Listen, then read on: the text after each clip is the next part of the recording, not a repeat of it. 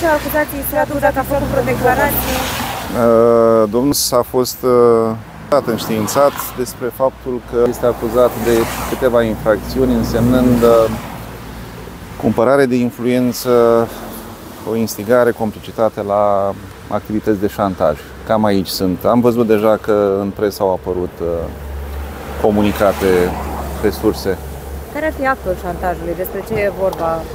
Se pare că este un război. Domnia sa apreciază că e o victimă, de fapt, a activității DSV-ului, care, mă rog, l-a controlat și îl controlează la sânge ca o persoană deosebită, și Bambetul, societatea domniei sale.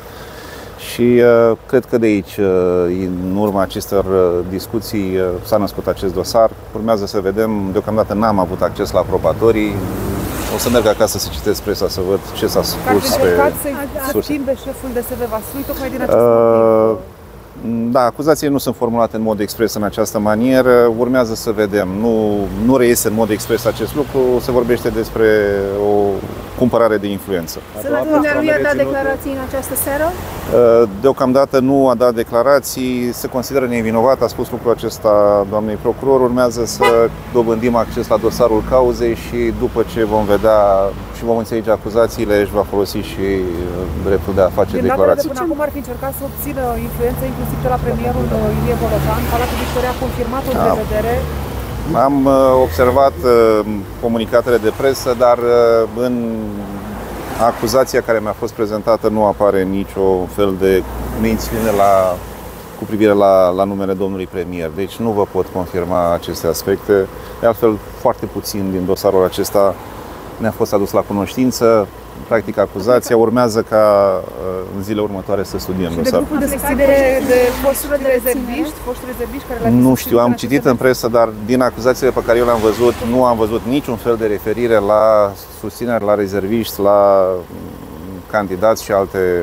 Deci s-ar putea să fie. Ați reprezentat-o tot dumneavoastră? Nu a asigurat asistența în acest dosar decât domnului Bogos.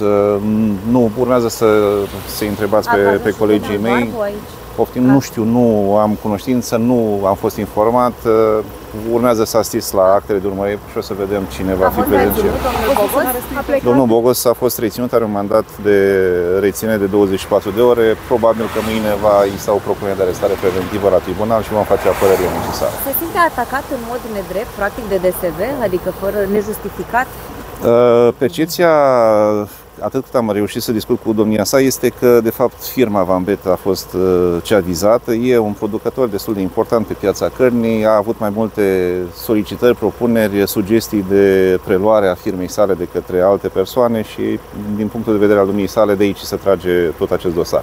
Dar urmează să facem apărări. Nu știu exact ce este în dosar. Nu știu ce este în dosar. Practic, nu ni s-a arătat și deocamdată procurorul are acest drept să nu ne arate dosarul. Singura chestiune pe care am aflat-o este acuzația formulată la nivelul parchetului.